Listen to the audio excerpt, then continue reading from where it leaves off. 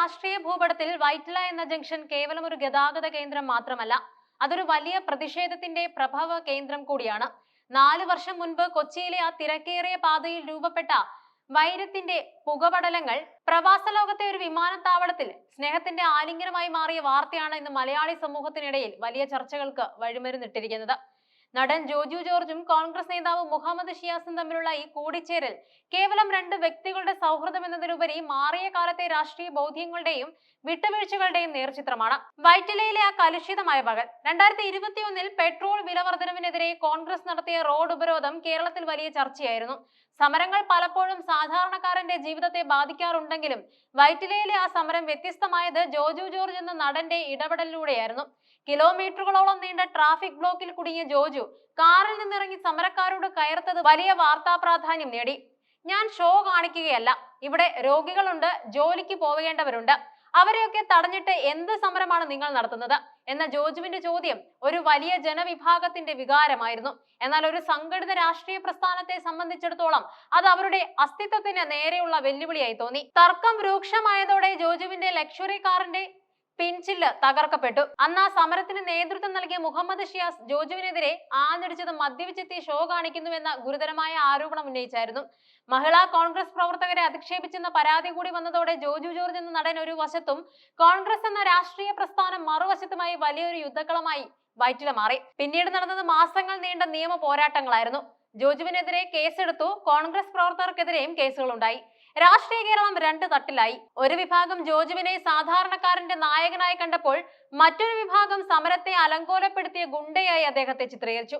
ഷിയാസ് അന്ന് മാധ്യമങ്ങൾക്ക് മുന്നിൽ പറഞ്ഞത് ജോജുവിനോടൊരു വിട്ടുവീഴ്ചയ്ക്കും തയ്യാറല്ല എന്നായിരുന്നു.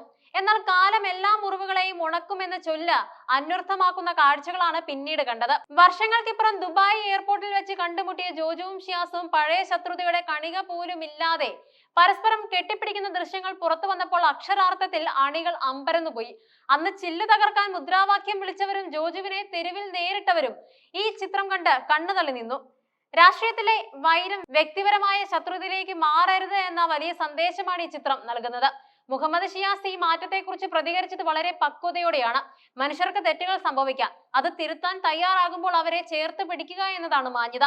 ജോജു തന്റെ ഭാഗത്തെ തെറ്റ് തിരിച്ചറിഞ്ഞു, ഞങ്ങൾ അത് ഉൾക്കൊണ്ടു, ഇപ്പോൾ ഞങ്ങൾ ഉറ്റ സുഹൃത്തുക്കളാണ്. ഷിയാസിന്റെ ഈ വാക്കുകൾ രാഷ്ട്രീയ കേരളത്തിലെ പകപോക്കലുകൾക്ക് ഒരു അന്ത്യം കുറിക്കാനുള്ള ആഹ്വാനമായി കണക്കാക്കാം. സൗഹൃദം പങ്കുവെക്കുമ്പോഴും രാഷ്ട്രീയമായ ഒളിയമ്പുകൾ തൊടുക്കാൻ ഷിയാസ് മറന്നില്ല. CPM-ന്റെ രാഷ്ട്രീയ ശൈലിയെ വിമർശിക്കാനുള്ള അവസരമായി അദ്ദേഹം ഇതിനെ മാറ്റി. ശത്രുക്കളെ മരണം വരെ വേട്ടയാടുന്ന ശൈലിയാണ് CPM-ന്റേതെന്നും എന്നാൽ തെറ്റുകൾ പോർക്കുന്ന വിശാല മനസ്കതയാണ് കോൺഗ്രസിന്റേതെന്നും അദ്ദേഹം അവകാശപ്പെട്ടു. TP ചന്ദ്രശേഖരൻ വധം ഉൾപ്പെടെയുള്ള വിവാദങ്ങളെ പരോക്ഷമായി സൂചിപ്പിച്ചുകൊണ്ടായിരുന്നു ഷിയാസിന്റെ ഈ പരിഹാസം.